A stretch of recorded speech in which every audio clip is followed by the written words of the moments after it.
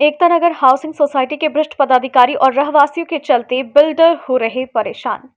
चुनी गई नई सोसाइटी के लोग अपने फायदे के लिए जनता को कर रहे गुमराह। एनसीपी नेता भी बोल रहे हैं झूठ। उत्तर मुंबई के सांसद गोपाल शेट्टी के ऊपर आरोप है कि वो बिल्डर के साथ मिलकर रहवासियों के साथ अन्याय कर रहे हैं। कुछ समय पहले एनसीपी नेता ने 250 से ज्यादा फ्लैट के गंभीर आरोप सांसद गोपाल शेट्टी पर लगाए। वहीं सोसाइटी के लोगों ने बिल्डर का विरोध किया। ऐसा वीडियो भी सोशल मीडिया पर वायरल हुआ।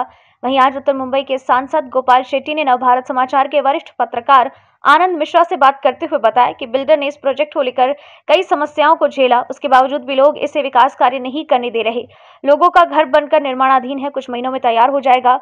लोगों को भाड़ा भी दिया जा रहा है, उसके बावजूद अपने फायदे और पैसे कमाने के लिए लोग वहां गुमराह कर रहे हैं। बीजेपी सांसद गोपाल शेट्टी ने कहा कि उन्होंने एनसीपी नेता अजीत दादा पवार को पत्र लिखा और दूसरा पत्र महाराष्ट्र के मुख्यमंत्री देवेंद्र फडणवीस को लिखेंगे ताकि मामले की निष्पक्षता से जांच कर विकास के कार्य में हो रहे व्यवधान और रहवासियों के साथ हो रहे अन्याय का निवारण निकाले। नवभारत समाचार के लिए मुंबई महाराष्ट्र से मुरारी सिंह की रिपोर्ट। सर, पिछले दिनों यहाँ पे एसआरए की एक स्कीम को लेकर काफी राष्ट्रवादी वालों ने हो हंगामा मचाया हुआ है। उस मामले में आप क्या कहना चाहते हैं? यह जो कांदिवली एकता नगर का जो स्कीम है, अभी इसका पूरा हकीकत आप लोग सुनेंगे तो आश्चर्यचकित हो जाएंगे। कैसे बिल्डर लोग परेशान होते हैं, झोपड़े में रहने वाले लोग परेशान होते हैं, ऑफिसर और झोपड़पट्टी का जो नेतृत्व करते हैं वो लोग सारा बिल्डर के साथ में मिली भगत करके कैसा लोगों को पीसते हैं, उससे ये स्कीम से अच्छा उदाहरण कोई मिल नहीं सकता आपको। स्कीम म्हाडा ने झोपड़पट्टी वालों को लीज पे जगह दिया, झोपड़पट्टी वालों ने लीज भरा ही नहीं। झोपड़पट्टी वालों ने जयेश भाई को पकड़ा और करार कर लिया कि हमको आप घर बना कर दे दो। जयेश भाई ने लीज का पैसा भर दिया, बिल्डर ने लीज का पूरा पैसा भर दिया। 225 फुट का तय हुआ, उन दिनों में 225 का कानून था। 225 का बात करते करते करते आगे बढ़ा, इतने में 269 का कानून आ गया। 269 का डिमांड किया। स्वाभाविक है, झोपड़पट्टी वालों को जब बिल्डिंग का काम ही नहीं चला, मैंने स्वयं आईओडी आया हुआ एक प्रोजेक्ट का कैंसिल करके उनको 300 फुट का घर दिलाया। ये तो करना चाहिए। 269 से 300 पे गए, 300 का एग्री हो गया। म्हाडा का और कायदा बदली हुआ, 450 500 मांगने लग गए। 410 या 415 में जाके सेटल हो गया और ये सारा मामला सुप्रीम कोर्ट तक गया। अब अपने देश में मामला सुप्रीम कोर्ट तक जाने में कितना समय लगता है जरा देखो आप। 2006 से जो प्रवास चालू हो गया, अब 2006 के आगे वहां पर मेट्रो आने वाला था तो मेट्रो के हिसाब से काम रुक गया। फिर बाद में मेट्रो का क्लियर हो गया, ये एरिया में नहीं आ रहा है तो मेट्रो कार सेट का आ गया। ये सारे झमेले में बहुत लंबा समय भी चला गया और ये 225 से 414 तक के सफर में बहुत सारा समय चला गया। अब 2012 या 13 में आईओडी आकर काम शुरू हो गया। काम शुरू होने के बाद में बिल्डर ने डिले भी किया होगा, लेकिन 2013 से भाड़ा देना शुरू हो गया। अभी तक बिल्डर का कहना है, वो अमाउंट उसने जो बताया मैं कह रहा हूं, 80 करोड़ रुपए भाड़ा अभी तक दे दिया। 350 4 माला 22 माले का बिल्डिंग बनकर रेडी है। 2-4 महीना अगर उसमें काम का भी पार्ट ऑक्यूपेशन 5 माले तक का तो अभी दे सकते हैं, उसका वो कोशिश कर रहा है। 350 घर बनकर रेडी है। बिल्डर ये एक कैसा ऐसा कि बिल्डर ने सेल बिल्डिंग का काम ही नहीं चालू किया। अभी 2 साल से शुरू कर रहा है, लेकिन ये भाड़ूत लोग करने ही नहीं दे रहे। पुलिस चौकी में जा रहे हैं, पुलिस लोग उसको मदद नहीं कर रहे। ऑन रिकॉर्ड पुलिस लोग जो बातें बताऊंगा तो बहुत अच्छा नहीं है व्यवस्था के लिए, उसको मदद नहीं कर रहे। ये सारा बहुत दिनों से झंझट चल रहा है। बीच में हाईकोर्ट में चले गए भाड़े के लिए, हाईकोर्ट में कंसर्न टाइम फाइल हो गया और कोर्ट ने कहा कि आप भाड़ा भी दे दो और काम भी शुरू करो। उन दिनों में कुछ 14 करोड़ रुपए भाड़ा बाकी था, उसमें से 6-6.5 करोड़ रुपए बिल्डर ने अभी तक दे दिया है, काम शुरू कर दिया है। ये सारा वास्तविकता है। इसके आगे अगर शॉर्ट में बताओ तो कमिटी में 2 ग्रुप हो गया।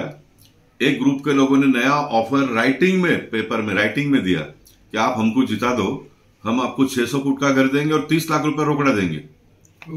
ये तो बहुत आश्चर्यजनक है। सरकार अगर मेरी आवाज को सुनते हैं तो इसका सो मोटो इंक्वायरी करके ये सारे लोगों के ऊपर इंक्वायरी शुरू होना चाहिए। अब ये जीत गए वापस, अब जीत गए, इन्होंने बिल्डर को टर्मिनेशन दे दिया। अब आप भाई साहब, आप कमेटी का चुनाव जीते हो, अगर आपको टर्मिनेट भी करना है तो आपको म्हाडा को इन्फॉर्म करना पड़ेगा। म्हाडा टर्मिनेट करेंगे बिल्डर को, आप लोग टर्मिनेट करेंगे तो कितना वो टिक पाएगा मुझे पता नहीं है, क्योंकि बिल्डिंग रेडी है, कोर्ट कंसर्न के हिसाब से भाड़ा दे रहा है और उसके हिसाब से टर्मिनेट कर रहे हैं। अब ये झमेले को देखकर जो दूसरा एक ग्रुप है वो मेरे पास आए, साहब बिल्डिंग रेडी, हमको घर तो दिला दो। मैंने दोनों ग्रुप को बताया, पवन और क्या उसका नाम, शिव बहादुर, ये उनके लिए शिव बहादुर, वो दोनों मेरे ऑफिस में बैठे, दोनों ग्रुप के लोग बैठे। सारा बात सुनकर मैंने उनको कहा कि आप लोग बैठो, दोनों नए ग्रुप, दोनों जो नए ग्रुप दोनों मिलकर क्या क्या करेक्शन होना चाहिए मुझे बताओ, तो मैं बिल्डर को बताऊंगा। अब कुछ पॉलिटिशियन लोग बिल्डर के साथ झगड़ा करते हैं। मैं एक व्यक्ति ऐसा हूं कि मैं सबके साथ में रिलेशन बनाता हूं, क्योंकि मैं रिलेशन बनाऊंगा तो मैं बिल्डर के साथ में बातचीत करूंगा ना, किसका समस्या होगा तो, नहीं तो सारे लोगों को कोर्ट में जाना पड़ेगा। तो ये मेरे ऑफिस से बात करके चले गए। अब शायद इनको ये पता चला कि ये हम कुछ भी देने के लिए तो कोई है ही नहीं, और वहां जाकर जगह पे इंद्रपाल सिंह और ये शिव बहादुर वगैरह सब लोगों ने मिलकर वीडियो बनाया। गोपाल शेट्टी क्यों इसमें बीच में आ रहे हैं, गोपाल शेट्टी का क्या इंटरेस्ट है? अरे बाबा, लोगों ने मुझे वोट दिया है, मैं जनप्रतिनिधि हूं, लोगों को घर मिले ये मेरा इंटरेस्ट है। और इन्होंने ये कहा कि टाइम्स ऑफ इंडिया का किसी रिपोर्टर ने कहा कि गोपाल शेट्टी के पास 265 फ्लैट है। इस प्रकार के आरोप मेरे ऊपर पहले भी एक बार 2008 में लगा था। उस समय R Patil ji home minister थे, उनको मैंने कहा था कि आप मेरा इंक्वायरी करो करके, कोई इंक्वायरी हुआ नहीं। अब वापस मैंने अजित पवार जी को कहा कि आपके पार्टी के लोगों ने मेरे ऊपर आरोप लगाया है, इसको आप इंक्वायरी करो। और वीडियो में मैंने पहले भी कहा था कि ये 265 फ्लैट ढूंढकर सारे राष्ट्रवादी के कार्यकर्ताओं को आप बांट दो, और आप निकालोगे ढूंढकर 265 तो छोड़ो ना साहब, इंद्रपाल 5 फ्लैट भी ढूंढकर निकालेगा तो मैं उसको 5 फ्लैट मेरे तरफ से बख्शिश दे दूंगा, मैं पैसा दूंगा। लेकिन 265 में से जितना भी ढूंढते हैं ये सारे राष्ट्रवादी के कार्यकर्ताओं को दे दो, ये मेरा ऑफर है। नहीं, आप छोटे छोटे मुद्दों को उठाते हैं, इतने लोगों को के बीच में जाते हैं, इसीलिए आपको संसद रत्न जैसा पुरस्कार भी मिलता है देश से। लेकिन ये मुद्दे के अंदर अचानक आप इतने वर्षों से अगर संघर्ष कर रहे 2008 से, जैसे आपने दिखाया आर पाटिल का, तो आज अचानक राष्ट्रवादी उसके अंदर किस तरह से इन्वॉल्व हो गई आपको लेकर, मुद्दा बनाने के लिए, या हकीकत में पब्लिक के बारे में सोचने का काम भी करते हैं? 2 बातें हैं। जो पॉलिटिकल लड़ाई इन दिनों में चल रहा है, सत्ता पक्ष विपक्ष के ऊपर, विपक्ष सत्ता पक्ष के ऊपर, ये तो चलता है, ये डेमोक्रेसी का एक भाग हो गया। लेकिन कुछ पॉलिटिशियन लोग उसको बर्दाश्त करते हैं। मैं बिल्कुल बर्दाश्त इसलिए नहीं करता कि मैं क्या हूं मैं जानता हूं, और मुझे जानने वाले मेरे मतदाता जानते हैं। इस प्रकार के लोगों को अगर हम अनदेखा करेंगे तो ये और बकबक करते रहेंगे, और ये माहौल जो बिगड़ा हुआ है उसमें लोगों का थोड़ा बहुत मेरे ऊपर अगर विश्वास होगा तो वो भी खत्म हो जाएगा। तो मेरी प्रॉपर्टी ये है, लोगों का विश्वास ही मेरा प्रॉपर्टी है। मैंने अपने 31 साल के प्रतिनिधित्व जीवन में यही कमाया है, तो उस पर किसी भी प्रकार का आँच ना आए, इसलिए मेरा प्रयास है। मैंने इन दोनों को नोटिस भी दिया है 8 दिन का जवाब देने के लिए। अगर 8 दिन का जवाब नहीं देते तो मैं इसके ऊपर डिफेमेशन केस करूंगा। और मैंने अजित पवार जी को भी कहा है कि इन्होंने ये कहा है, मैंने नहीं कहा कि उनको पद में से निकालो, ये मेरा काम नहीं, मैंने आप तय करो क्या करने का इनके बारे में करके। तो मैं बहुत क्लियर कट काम करता हूँ, तो मैं इस तरह से ही काम करता रहूंगा, क्योंकि मैंने जो पूंजी कमाई है इतने साल का, वो तो मैं मेरे घर पे लेके जाऊँ कम से कम। बाकी तो प्रॉपर्टी तो बहुत सारे लोगों के पास है ही है, मैं सुनता हूँ। लेकिन मुझे लगता है कभी कभी जैसे मेरे जैसे व्यक्ति के ऊपर आरोप लगाते होंगे, तो जितने आरोप लगाते इस प्रकार के होंगे सब। इस प्रकार मैं ये नहीं कहता कि बाकी सब गलत है और मैं अकेला सही हूं। अगर मेरे जैसे व्यक्ति के ऊपर अगर इस प्रकार का आरोप लगाते हैं तो दूसरे के ऊपर लगाते हो कितना सही है कितना गलत है, इसके बारे में भी एक बार जांच करना पड़ेगा। इसलिए मैं मीडिया के लोगों से भी कहूंगा, मैं वो गणेश नायडू मेरा बहुत बचपन से हम लोग बड़े हुए हैं, कौन सा चैनल, लोकशाही चैनल ने दिखाया, तो मैंने उनको भी कहा है कि आप मीडिया का काम कम से कम सही, आप खाली न्यूज ही कवर करोगे या वास्तविकता के तक भी जाओगे। इंडियन एक्सप्रेस का एक जमाने में ख्याति था, अगर कोई मुद्दा पकड़ दे तो लास्ट तक जाके उसको दूध का दूध पानी का पानी करते थे। इन दिनों में अगर पॉलिटिशियन लोगों के ऊपर, मंत्रियों के ऊपर, सरकार के ऊपर कोई कुछ भी कहा तो उसको दिखाने का काम करते हैं, खाली उसके अंत तक जाते नहीं है। मैं चाहता हूं कि मीडिया के लोगों ने कोई भी एक विषय को पकड़े और उसको अंत तक जाना चाहिए। देखे तेलका चला, तेलका ने तेलका मचा दिया, लेकिन तेलका जिसने गलत बताया उसका क्या अंजाम हो गया ये भी हमने देखा है।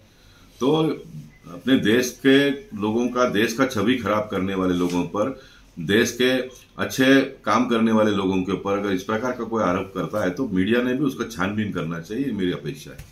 देवेंद्र फडणवीस जी उप मुख्यमंत्री हैं राज्य के, वो आपकी पार्टी से ही हैं, और उनका हमेशा से कोशिश रही है, खास करके इन दिनों की मुंबई के अंदर छोटी छोटी जो प्रकल्प हैं या इस तरह की सुविधाएं हैं वो आम नागरिकों के बीच में पहुंचनी चाहिए। तो इसके लिए आपको उनसे भी मदद लेके लोगों को न्याय मिलना चाहिए। जो लोग 250 लोग हैं अगर तो घर बना हुआ है उनको मिलना चाहिए। निश्चित देवेंद्र फडणवीस जी एक डेप्यूटी चीफ मिनिस्टर भी है और होम डिपार्टमेंट भी उनके पास है और हाउसिंग भी उनके पास है, उनके पास जाना चाहिए। लेकिन मैं देखता हूँ कि मैं इतने काम में घिरा रहता हूँ तो मैं कितना परेशान रहता हूँ।